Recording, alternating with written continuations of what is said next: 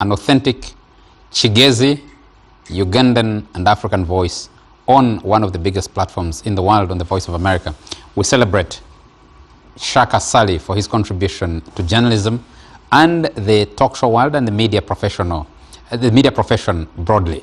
My name is Charles Mwangu Shampagi, and this evening on the NBS Frontline, we discuss the jostling for blocks, different Ugandan communities as we head towards the 2026 general election. Who is positioning for the Buganda region? How is the contest shaping up there? Who is positioning for the Lango sub-region, Acholi sub-region, and the other traditional regions of the country? How is that shaping up? West Nile, is it moving together with the rest of the north? How do things look like there? We'll be discussing that. And my guests on the NBS Frontline, I have one frontliner, Ofono Opondo, all the way from Kapelebyong, from Molanda, and from Chagwe. Very nice to have you. Thank you, Charles. Tongo Shaka Sari, I wonder if you will make 29 years hosting a show like this. I've already covered some significant ground hosting shows in the country. Yes. I hosted the Fourth Estate for quite many years, the KFM Hot Seat, the Frontline, and NBS Face Off. I think I'm making my contribution, and I've made my contribution. No, I was talking about one platform for 29 years. 29 years. He actually hosted it from 2000 to 2020, so 2021, so 20 years hosting. I think I've done already a little more than half as a talk show host. Not the same platform, but as a talk show host. Thank you. Well, very nice to have you. Ofono Pondo is also the executive director at the Uganda Media Center. We have Charles Rwamushana. People still mistake me for Charles Rwamushana. They call me Charles Rwamushana. And there is Paul Emodu, who I believe should be watching. He's always been demanding for many years, why don't you bring Charles Rwamushana to the front line? And every time we bring you over here. So Paul Emodu, I believe you're watching. You're Charles Rwamushana. He's on the show tonight. Very nice to have you, sir. The Almighty God of all creation is great and exceedingly merciful. Thank you. When do you bring in that other thing? Al-Nakaba, is it? They are having some issues in South Sudan. And some issues. The South Sudanese now are facing the Al-Nakba. But the UPDF was retreating from there.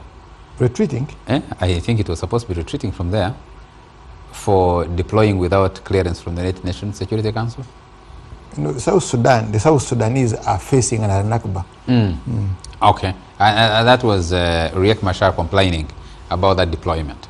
But Salva Kiir was celebrating it. No, there is no retreat because UPDF is in South Sudan at the invitation of the government, the legitimate government of South Sudan. The legitimate government of South Sudan is led by His Excellency Salva Kiir. Mayardit. So there may be people complaining. That's okay. The government of Uganda, together with the government of South Sudan, will attend to those concerns, and hopefully they will be harmonized. No. You see, the government can I introduce you before we begin the discussion? We're not discussing the UPDF in South Sudan on the show tonight. I have Fungaro Kaps Hassan from Obongi, West Nile. Very nice to have you. Thank you very much. Thank you. And I salute you, my dear brothers and sisters who are tuned into this program, my beloved people of Obongi, as he has mentioned, and the whole of northern Uganda. Indeed, Honorable Fungaro Kaps Hassan, Deputy President of the FDC in charge of Northern Uganda, and MP Emeritus of Bongi constituency. Thank you for this opportunity. Okay. And last but not least, I have from Lira Municipality, it used to be Lira Municipality, now Lira City. Lira City now. Lira City. President of the Uganda People's Congress. Which faction? Pardon? Which faction? He is the president of the Uganda People's Congress. Very nice to have you, sir. Charles, thank you very much. I think Ofono Pondo here is trying to look for problems as if he doesn't have enough of his own. But if he wants, we can always add for good measure. Mr. Maunksha, the Honorable James Akena. He belongs to the faction of UPC that Ofono Pondo is protecting. Ofono Pondo used to be a member of UPC, from what I heard. From what I have heard, hosting the show here, they have said he used to be, and his father was a very strong member and the chief of the Uganda people, of the Congress. Was the chairman of the Congress of what was Tororo district, which is now Tororo, Busia, Butareja, Parisa, Kibuku, Bodaka, and Butebo. Yes. For 4 years, 1981 to 85. And he delivered all the constituencies of Tororo, then there were 5, to Parliament, UPC members of Parliament. My brother Akena is unlikely to deliver that much. Let us have you. We're discussing politics. we're discussing politics and politics. I have the vice president of FDC for Northern Uganda. I have the president of UPC. I have, you just described, that former Tororo district looks like an entire region today. Yes. It's what they call Bukedi. But you are here having immediate former spokesperson of the NRM. Immediate former spokesperson of the NRM? Yes. When did the changes happen? This morning. Former spokesperson of, now the spokesperson of NRM is Dombo. This is about 4 years ago. Yeah. Okay. That's when the changes happened? Yeah. Okay. What do you think happened this morning?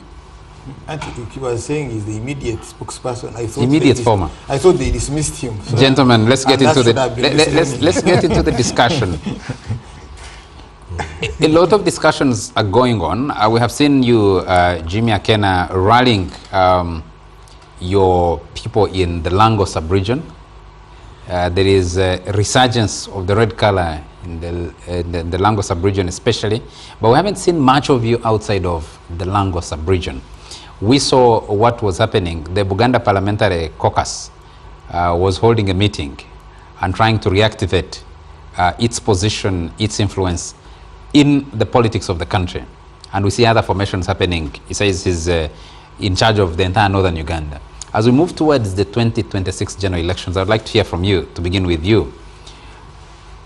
Is the strategy to own particular parts of the country, or will the strategy be to mobilize the entire country?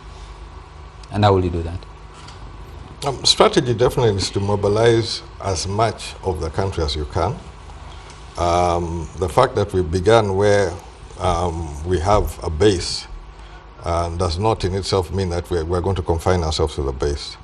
It is just at a starting point, something where you can qualitatively see how you can work on the mobilization strategies, which through the misfortune was also gave us opportunity to try it out for both the Oyam North by-election and then the Dokolo by-election. So as far as mobilization and the strategies, I think we're quite set. And consolidating the base, definitely we've been working on that one, as has been seen of recent. But I've also been outside of the Lango sub-region. We've also started mobilization in the Chole sub-region, also in Teso, on the side of the rallies. But there's also been quite registration going on for the party, because we're going to renewing all our electoral processes from the village all the way to the national, to the top level. So there's a lot going on as we try to prepare ourselves for 2026.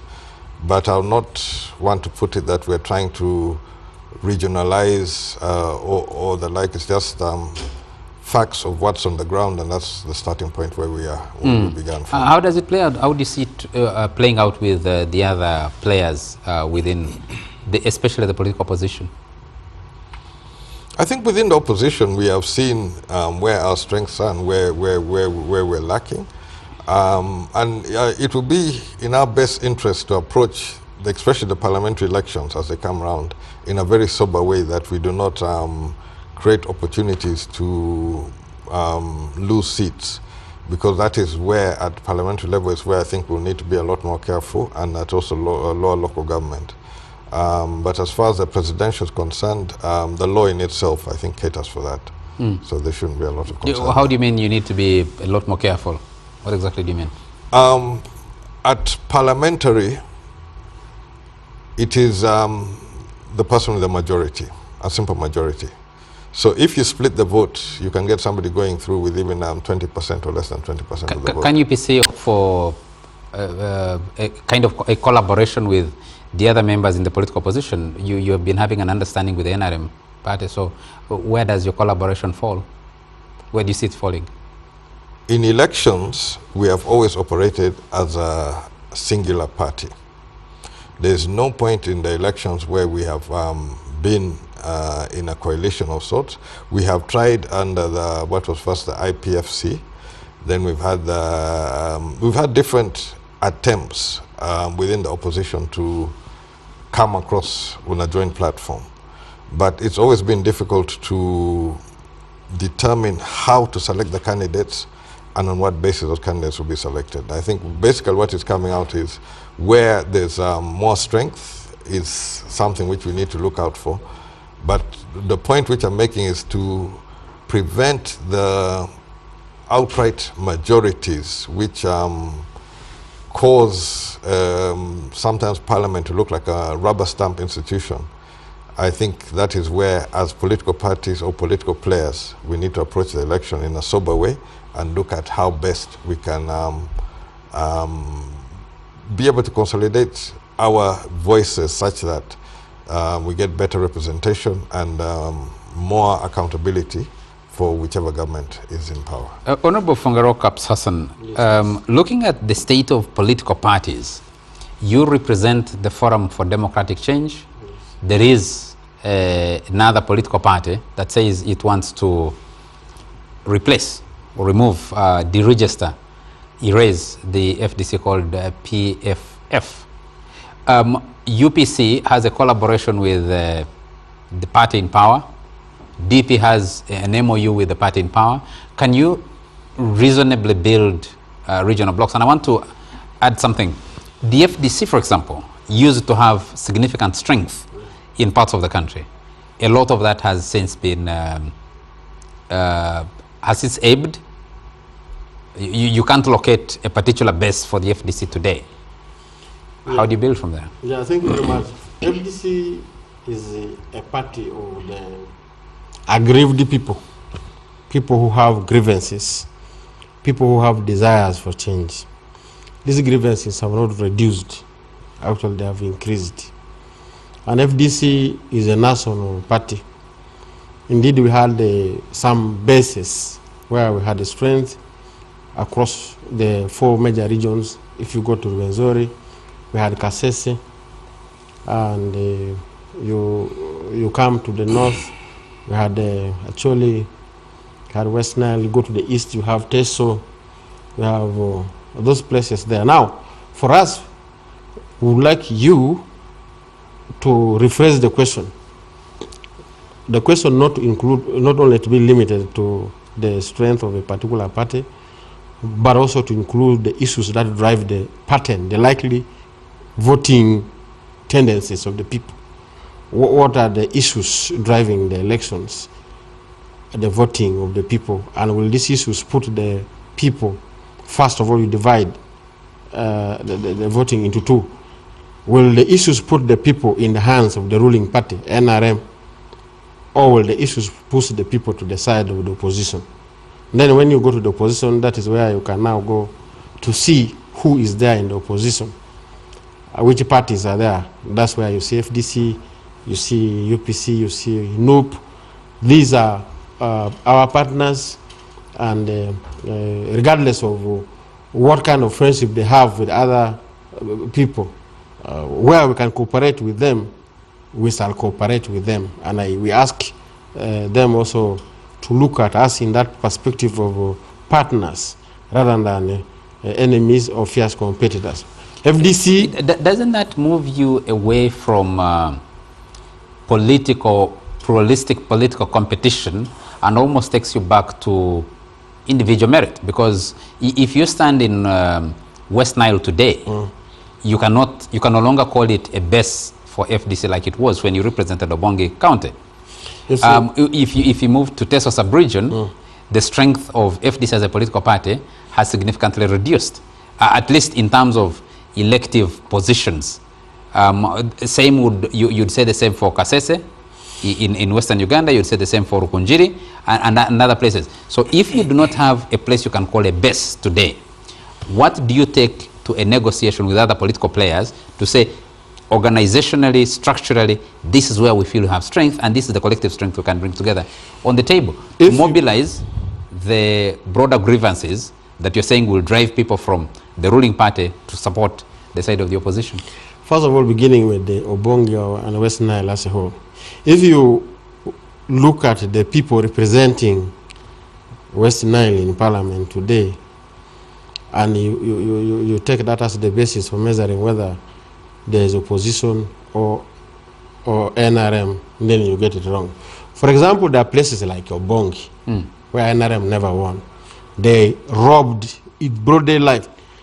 You go to Terego, you go to Arua city now, it was a municipality then. People like Honorable Wadikasiano, people like myself, we are out of Parliament not because people rejected us.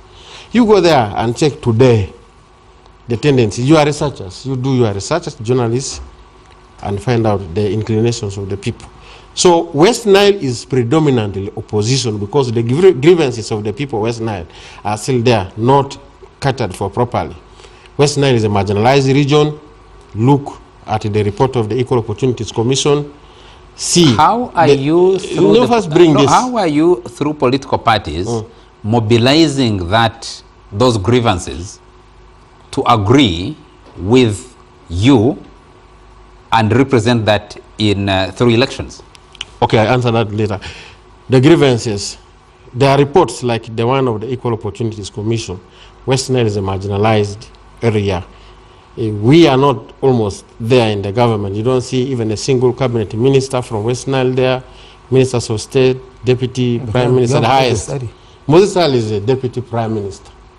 That's another rank above the ministers. Now, I thought it was very minister. No. We don't want these things of equivalent. We have ministers of state like Honorable Anite, Honorable Dr. Morris Ukaduchu, etc. Go to the civil service. The whole region with all the intellectuals in West Nile they are in. There is no single permanent secretary who comes from West Nile. Now the whole region, you go there. We've been thinking about power, connecting power. Okay, some parts have been connected recently. Thinking about electricity, but there are many places which have not been connected, like Obongi up to now does not have any single wire of electricity. And there are places, listen to this first, there are places with the electric wires, like Honorable Fungaro, are you not, by going to the general issues, yes, are you not running away, yes, from the failure of a political party like the Forum for Democratic Change to organize internally, put those grievances in a context that provides a policy platform for the FDC, provides an ideological platform for the FDC to be able to mobilize the populace to vote for you. You cannot keep. We have not failed to mobilize for a party that is almost 20 years old. Yes. This year, which will be 20 years old this year. Yes. You cannot mobilize on the basis of general issues without addressing internal organization of your party. You see, a party must have a foundation. An opposition party must begin from the grievances of the people. You cannot thrive if there are no grievances in the minds of the people. You start from there. Now, for us, we are mobilizing. For example, if you go to the West Nile districts, there are FDC structures, party structures which are there. We had our elections challenges notwithstanding. We put our party structures down to the grassroots. There were 28 districts which remained, which did not hold their party structure elections. And these structures are now going, these internal structures are going on. Recently I was in Amuru, I was in Kitigum, I was in Gulu. These were some of the places we did not do the internal party structure elections, and they are doing this structure. So what do you mean by saying that we are not organizing? Would you say that you have a base today? We have. What is your base? We have. What is your base? Now, across the country, now if you go to TESO, FDC still hold, despite the fact that NRM, the Museveni government has appointed people into the positions of power, like in the cabinet, the vice president, the speaker, etc. From there, the grievances of the Teso people are still strong. The issues, for example, of the cows, what would you say, the meat packers factory, what would you say, the cooperative society. Yes. So what would you say, is still in opposition territory. What would you say is your base today as FDC? We know where our base is. We don't need to tell you. They have Chisoro. They have No. You're certainly not telling me. Chisoro has never been our base. Hold it a minute. Misrepresented us. You're not telling me. You're telling Ugandans yes, who either support you or would want to support you. They know it. They know, and we know, and we are doing the mobilization and organization. We are telling you these areas where FDC has been and where there are grievances. These grievances have not reduced. Instead, they have increased. For example, in the area of Acholi, the people of Acholi are still among the very poor people of Uganda. The cows taken away from them have not been returned. Their land is being taken away. A grievance which was not there before. This is of land grabbing. Do you think these people are going to vote for NRM? Let me go to for us, yes, we are confident that FDC is a party that has been in of grievances. Yes, opposition must ride on grievances, no celebrations. That's how it is. Let me move to Afono Pondo. We are coming. Let me move to Afono Pondo. Yeah. After the chaotic Kawempe North by-election, which the NRM lost to the National Unity Platform, you authored an article that many considered very candid but also very critical. And basically you said NRM didn't have the strength to win that constituency, and you gave some advice. Has NRM given up on Buganda? Can it remobilize it? No. First of all, NRM is the only party in the country with the representation in every region, representation by local support, by voters, by elected representatives at all levels. If you go to any district of Buganda, for example, you'll find there is an LC1 chairman who's NRM. You'll find LC3 chairperson or councillors who are NRM. In some districts, you even find councils whose majority is NRM. And NRM goes like that in every district, every region of Uganda. No other party has that. Now, I want to discuss this simultaneously with the issues that my brother Fungaro wants to hanker on. Indeed, FDC has lost the ground precisely because it is a party founded, built, run on grievances. Sometimes grievances that are real, sometimes manufactured, or just perception. You spoke, I listened to you. As a former member of parliament, you know the rules of parliament. When another person speaks, you keep quiet and listen. FDC in particular, let me help my brother Fungaro. You rose from the cooperation of 1996 that supported Semogre of all the UPC, all DP, all the parties. That also supported Kizabesi reform agenda in 2001. And you assumed that support of DP and UPC in the larger part of the East, the larger part of the North. That's why FDC was relatively strong in those regions. Built on the grievances he's talking about. And what were the grievances? No, before you go deep into the grievances, yes. let's first go back to the NRM. No. Your article was titled Kawempe North by-election, NRM, and the fear of the bitter truth. What bitter truth were you referring to? I will come to that. What were the grievances in those regions? First of all, nostalgia that they had lost power when Milton Obote, UPC, and Lutwa were routed. Two, the subsequent war that followed, and the afflictions that come with the war.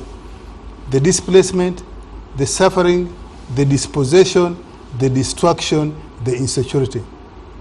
When NRM has been solving each of those slowly, gradually, security came back, peace came back, displaced persons camps were removed, and so on and so forth. Social services began to be delivered, though not 100%. NRM began to earn the trust of the people. Consequently, today, NRM enjoys majority in the North broadly. There are pockets in the North and the East where NRM does not enjoy the majority. Lango in particular, I must admit, NRM doesn't enjoy the majority. NRM is now 50-50 in Acholi sub-region. NRM is 68-70 in overall West Nile region. The reason Fungaro and Kassiano Wadri were routed, he can say, we stole their votes. He can say so, no problem, but he was routed. But he's not there. Yes, and if you go to Obongi, you will see that NRM enjoys the district council, enjoys the sub-counties, enjoys the village leadership elections. Now, let me come to what you want to discuss. NRM and Kawempe. We were on this show, and I said at that time before the election that in my assessment, I hadn't paid much attention in Kawempe North.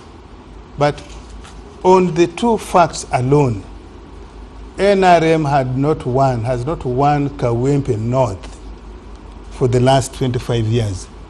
The last NRM person there was the late Medical Gua. That was South.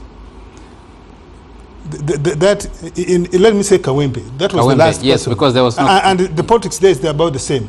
So the last person for the NRM in Kawempe was Medical Gua. I didn't see the political dynamics that had changed that would overwhelmingly favor NRM in a by-election, especially coming on the heels of death of a member of parliament in the circumstances that was. Thirdly, since the routing of NRM in Kampala and in Buganda in the 2021 election, this is my honest assessment, the NRM hasn't done much by way of engaging with the local people, with the voters. And therefore, in my own assessment, I could not see how NRM could possibly have a good show up in Kawempe North by election. Now, what is the bitter truth? The bitter truth, in my assessment, is that I think the longevity NRM has enjoyed, the popularity NRM has enjoyed, and the overwhelming number that NRM enjoys in the country has created complacency, inertia, and a sense of entitlement. And therefore, many NRM people, including some leaders, are not willing to face these truths. That these truths, although self-evident, does not earn an NRM electoral votes. You can enjoy the power, you can enjoy the longevity, you can deliver social services. The years NRM has spent in power can no longer say we have delivered the school, because that's what is expected of a good government.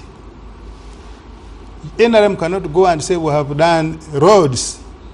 That's what is expected of a good government. Then that means NRM must step back and find out the expectations we raised in the country, not just Kawempe. How do we fulfill them so that the people reward you back? And that's why I said NRM doesn't want to face that bitter truth. That's why you see it's as if the leaders were shocked that they lost Kawempe by the margin they lost. First of all, it was really an embarrassment. The Kawempe registered voters, 199, 197, thereabout, almost 200,000. It's a vote of no confidence when you go for by-election and you make it a high-stakes election like we did in Kawempe North, and only 30,000 turn up. Go and check. Ask my brother, Right Honorable Secretary General of NRM, and Dr. Tango Doi, what's the number of registered voters of NRM in Kawempe North by the current register? Most likely it is more than 50,000. You can check. I have not checked, but most likely it will be more than 50,000. Now, if you ask if you have registered voters, NRM, 50,000, how come that only 8,000 turn up to vote when you have made that election high stakes? So that is the bitter truth. I think there is something we, the NRM leaders, are not willing. I think, but I want to believe that they know the truth, but they're embarrassed sometimes to admit the truth. Take the style. I've been told that. Take the style of campaign. Let me just take it. I just wanted to come in with some information on what you just said. I am told that the Central Executive Committee meeting post Kawempe North by-election had some candid discussion that the chairman of the party had been given different information, but the members of SEC were giving him what their version of the truth was. And those seems to be contradicting. They were saying exactly the things you're saying of what happened. I'm not privy to the discussion is SEC, but even if I was, this is not the platform to say them. I am giving you my personal assessment. I am saying, look at the style of campaign of NRM, not just in Kawempe North, in all the elections we have had, and in particular the recent by-election. Have you noticed that NRM continues to ferry people? NRM leaders seem to be mercenaries. They hire people from outside constituencies in buses, bus them into Kawempe, as if there are no people in Kawempe to speak to. You can only ferry for psychological purposes. But if you ferry and you have crowds in Kawempe or anywhere else, when you know yourself that the people who are attending your rallies are outside, they are not voters there. 2, you have seen them having tents. You go for public rally and first you spend money on the tents. 3, you have people being accompanied by musicians, and the lead campaigners are dancing on the rostrum. Yes, singing and dancing is part of political election morale boosting, but shouldn't be the mainstay of the election. Ask if you remember the people who are campaigning, the leaders who are campaigning in the Kawempe, what were they telling people that actually matter to the ordinary voter? Do you remember? Charles, do you remember? I am talking about taking the voters for granted. And that's why at the end of that article I said, having led Uganda for 40 years, NRM shouldn't be shifting blame to others. And I said, wash the thick mud on your shoes. Because the mud actually on NRM shoes, on our shoes, is so thick that it needs soaking in water so that probably mud can get off easily. But we are not willing to wash the mud on our shoes.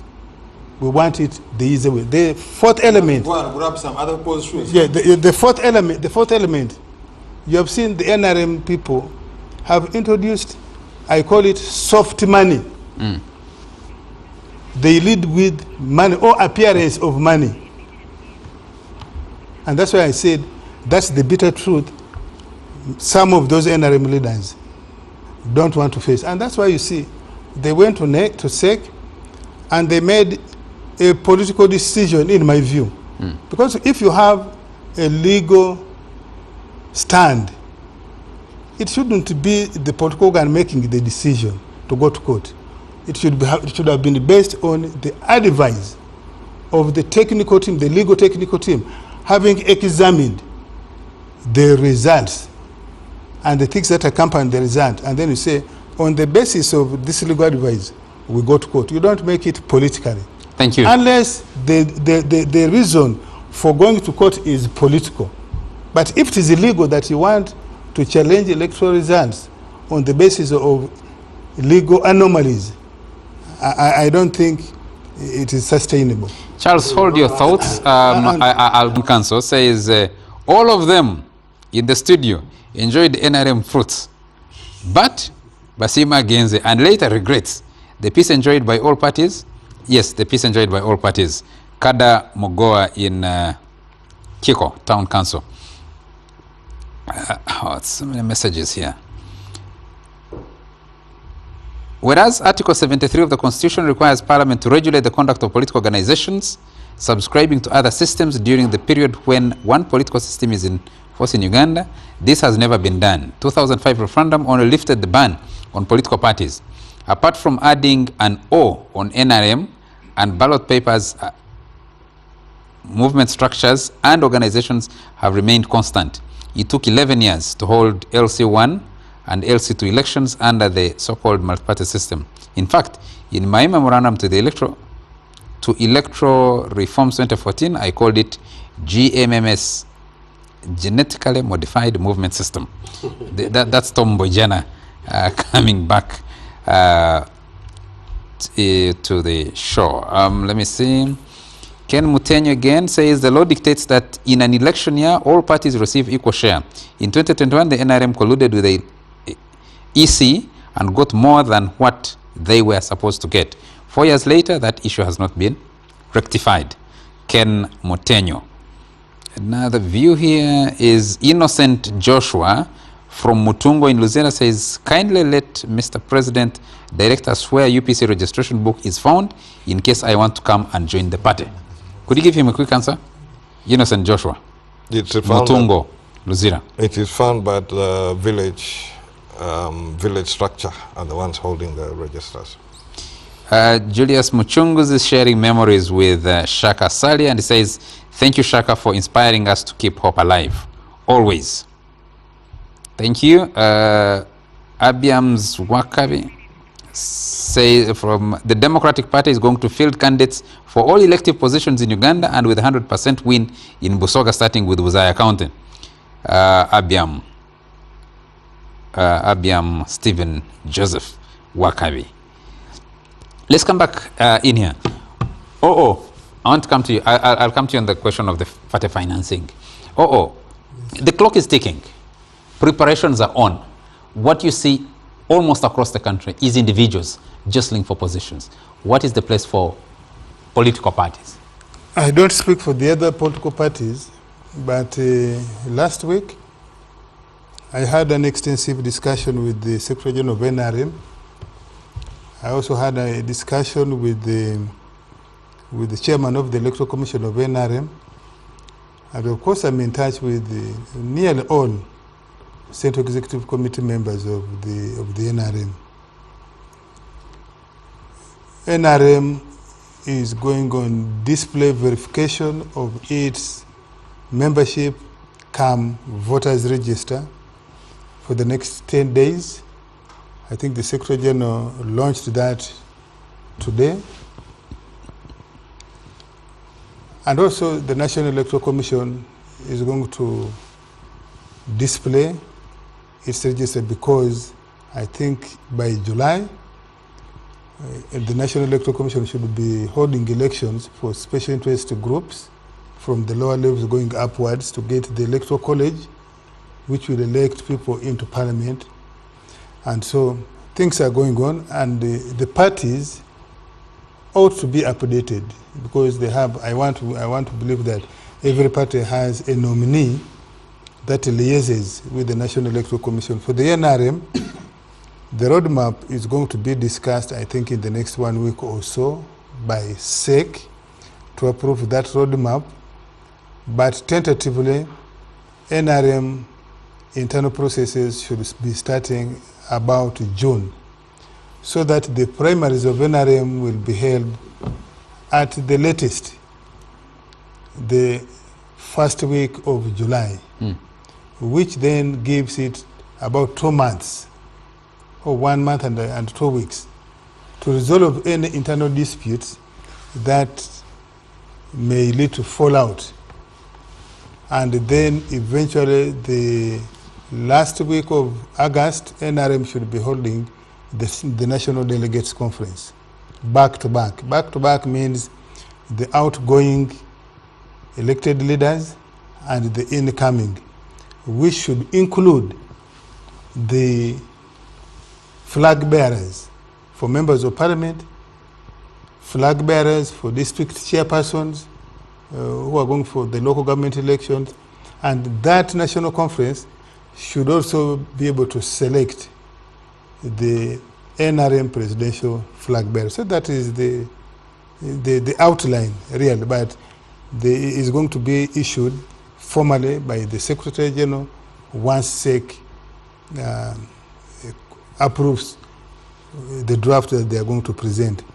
And now, James Salemi here is asking you, what is the fate of NRM without President Yoweri Museveni in the driving seat? Well, let us wait. I want to believe that I want to believe that we shall not have the unfortunate situation of the Uganda People's Congress, or even of DP, after the death of Milton Obote, after the death of Semogro. Of course, when a leader stays for a very long time, it has its own complications. But depending on the internal dynamics, things can pretty very much be held together. Now, you had talked about blocks. NRM, as I said earlier on, is across the country. Yes, there are areas that were a shocker to us. Buganda was a shock, losing Buganda, particularly President Museveni losing, and we lost also substantially members of parliament. And then we lost the local government, district and sub-counties. It was a shock. There is a team in NRM that has been going around for the last 4 years, trying to find out in detail what went wrong. What is it that we are not doing right, and what should we be doing next? I want to believe, yes, it is difficult, but Buganda is regainable. I want to believe that there are areas that we lost that are going to be regained. Just watch this space. Busoga is a little bit different. Busoga, President Museveni lost. There we have up close to 11 districts. President Museveni lost in about 5 or 4. No, we have more than 70. I think we have 12. President Museveni won in Namayingo, one, I think, Bijiri, one in Namutumba, and one in Kaliro, and lost the other districts, which we had never done before. We had lost, President Museveni had always had problems in Jinja, but the other districts were but in Busoga, the situation is different. President Museveni lost the vote, but Busoga returned NRA members of parliament, returned all of them district councils and sub-county councils. It appears to me, and this is even not a secret, not just me, leaders in Busoga, because of the issues there, the army men who they claim were harassing people on the waters, on fisheries, the sugarcane issue, the accusation that we had taken away Jinja industrial base and we shifted it to Buganda in Kampala and so on and so forth, and other issues, the leaders there chose to tell their voters that this was Museveni's problem, these are Museveni's problems, let him deal with it. And that's why Museveni lost, but they came back. And they were not shy, they were speaking about it.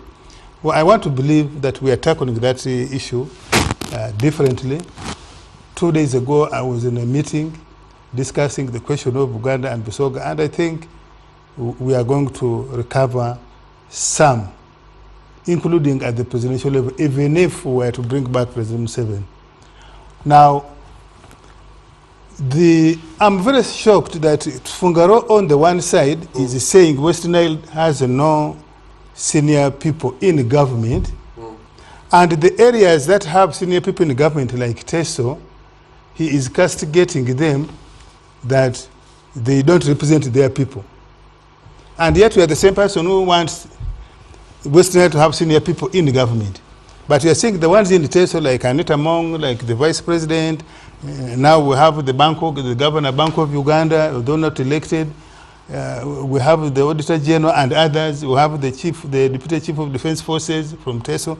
You are saying they don't represent people. When it comes to Acholi, you say no, they don't represent their people. Are you saying Mao and Awangidde don't represent their people? Awangidde was an unelected person, was elected for CA, was elected in the 6th Parliament. No. Even in an appointed position, man is a political animal by nature. So, why do you think that Acholi leaders in government and TESO leaders in government don't represent their people or don't have influence over their people? And you think the ones in Acholi, and even to say that only Acholi voters are the ones who are intelligent, and the voters from other parts of the world. No. You are saying Acholi voters are intelligent, and you are saying the ones in Ankole, you are the one who can speak for them. You have been saying that they don't. First of all, you should. DC does not have a yes. First of all, you should be you who is in the faction of Honorable Nandara Mafabi and Amoriat, who basically told the world are working and are getting support from Museveni. You should not be. You are the ones who deal with the NRM at night, and when you come on this show, you can't get. But we shall expose you anyway. We shall expose you. We shall expose you. We shall expose you as the tweeters. But Besigye has ably exposed. Besigye has helped us. We were told that FDC was deregistered. So anyway, what for mom saying. The fortunes of NRM are very bright, because just remember that 20 years ago when we started NRM, TESO was not voting for NRM at presidential, at parliamentary, at local government. Today, you are the one struggling. You are president in Kanyum sub-county. You are President Amriat in Kanyum sub-county, where he comes from. In his own polling station, he lost. You, who's speaking so verbose, we evicted you. After 3 terms in Parliament. By force. We evicted you by. Yeah, you can say. But even if we can vote, even if we can evict you by force, it means you don't have sufficient roots. That means you don't have sufficient roots. What happened, for example, in Soroti Honorable, could you allow Fungaru or make his point so that? So, for me, I'm saying we are dealing with both the issues the people are raising, the aspirations of the people, but also the programs of the NRM. Where I stand and where we stand, the programs of the NRM, the major programs of the NRM, are programs that touch on the needs of the overwhelming majority. And what are these programs of NRM, which we think are going to make NRM sell better than any other party across the country? One, the questions of national security and stability. That one, no one can beat NRM, no one can beat President Museveni or any other presidential candidates we shall bring. The question of infrastructure, the question of the national economy.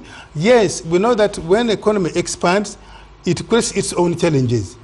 Today, when we have educated many people, we have created a challenge of unemployment. Thank you. For educated people. But that's a better challenge as far as we are concerned. Thank you. So NRM is the only party that is capable of tackling serious issues of the country, of sector by sector. Thank you. And we are glad. We are glad. Someone has. We are glad that even the people who used to oppose NRM so robustly, my brother Kenna, you are the one who said it here. It is not a secret. Thank you. Is now working with NRM at strategic level. He's lending NRM his own members to work with NRM. I think Honorable Kenna will find it very difficult to vigorously and particularly throw lies to decampaign NRM, even in Lango. Thank you. Yes, he's trying to resurrect UPC there, but it is a contested area and we are going to contest. Thank you. Someone watching us says, given Uganda, poses a question for us to tackle. Maybe we'll tackle it on another show. Given Uganda's level of development and regional politics, what should be the issues to shape 2026 elections? I think we'll pick this up in a subsequent discussion. Charles, Quickly, as we move towards the next general election, looking at the political parties, where do you see the emergence of regional blocks? Are they viable? Should we be discussing them? Or should we be going by what Fungaro has been saying, mobilize the whole country, mobilize all the grievances? So you see, for a liberation organization, for an armed political organization, because the NRA is an armed political organization, you operate with, you anchor on the military base, you anchor on your political base. And in Uganda, the political base of NRA is intact. They have Chankwanzi, they have Rakai, they have Sembawere, they have Liantonde, that's the Rwengo, they have, I think, Mubende, Nakasongora, Chiboga. They are not contested. For the other ethnic group, you had some bit of contradictions. I'm talking about political parties and how they're organizing themselves. You're focusing on the NRM. Yes. Which other political parties? You only have two political parties. You have UPC and DP. What about there are about 5 that are represented in Parliament? You have NUP, you have I know FDC. I know this to be frontline. Yes. Yeah, that you discuss substance, you don't discuss form.